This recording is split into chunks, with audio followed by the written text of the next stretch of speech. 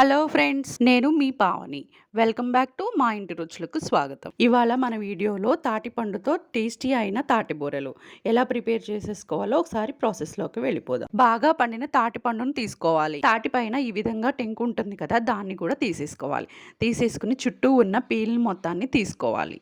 Peel మొత్తం తీసుకున్నాక దీన్ని 3 భాగాలుగా డివైడ్ చేసేసుకోండి. ఒక్కొక్క పార్ట్ని తీసుకోవాలి. గుజ్జుని కలెక్ట్ చేసుకోవడం కోసం క్యారెట్ తురుముకుంటాం కదా, అలాంటి దాన్ని తీసుకుని గుజ్జు మొత్తాన్ని సపరేట్ అయ్యేలాగా తురుముకోవాలి. ఇలా గీరుతూ ఉంటే గుజ్జు మొత్తం సపరేట్ అవుతుంది. ఇలా 3 పార్ట్స్ గుజ్జుని సపరేట్ చేసుకోవాలి. మెజర్మెంట్ కోసం 1 కప్పు తీసుకోండి. నాకు చూపిస్తున్న కప్పుతో 3 కప్పులు అయినాయండి. నేను పెద్ద సైజు కాయ తీసుకున్నాను. 3 కప్పుల తాటి పండు గుజ్జు వచ్చింది. గుజ్జు కొంచెం స్వీట్గానే ఉందండి.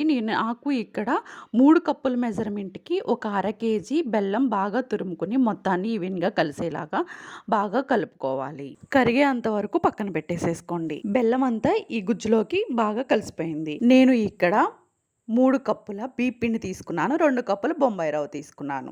కప్పుకి కప్పున్నర పిండి తీసుకుంటే ఈక్వల్గా మొత్తం సరిపోతుంది. పిండి మొత్తాన్ని బాగా కలుపుకోవాలి. వీడియోలో చూపించిన విధంగా మొత్తం ఒకసారి కలుపుకున్న తర్వాత కొద్దిగా యాలకుల పొడి కూడా వేసుకుని బాగా కలుపుకోవాలి.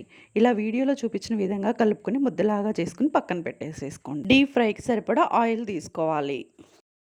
ఆయిల్ వేడయ్యేలోగా పిండి మొత్తాన్ని ఒకసారి కలుపుకొని కొద్దిగా పిండి తీసుకుని బూరిలాగా ఒత్తుకోవాలి. మందంగా కాకుండా పలసగా కాకుండా మీడియం సైజులో ఒత్తుకుంటే సరిపోతుంది. ఇలా ఒత్తుకున్న తర్వాత ఆయిల్లో వేసి ఒక్కొక్కటి వేయించుకోవాలి. సిమ్లో పెట్టి వేగించుకుంటేనే చాలా బాగుంటాయండి. హై ఫ్లేమ్లో పెడితే సరిగా వేగవు. మన ఛానల్ కొత్తగా చూసేవారు సబ్స్క్రైబ్ చేసి అటు ఇటు తిప్పుతూ దోరగా వేగించుకోవాలి. గోల్డెన్ కలర్ వచ్చేదాకా వేగించుకుని తీసేసుకోవడం. అంతేనండి, మన టేస్టీ తాటి బూరెలు రెడీ అయిపోయినట్టే. దీంట్లో బొంబాయి రవ్వ కూడా వేసాం కదండి, చాలా బాగా పొంగాయి. ఒక్కసారి బొంబాయి రవ్వ వేసి చేసి చూడండి, చాలా బాగుంటాయి. Taste next level.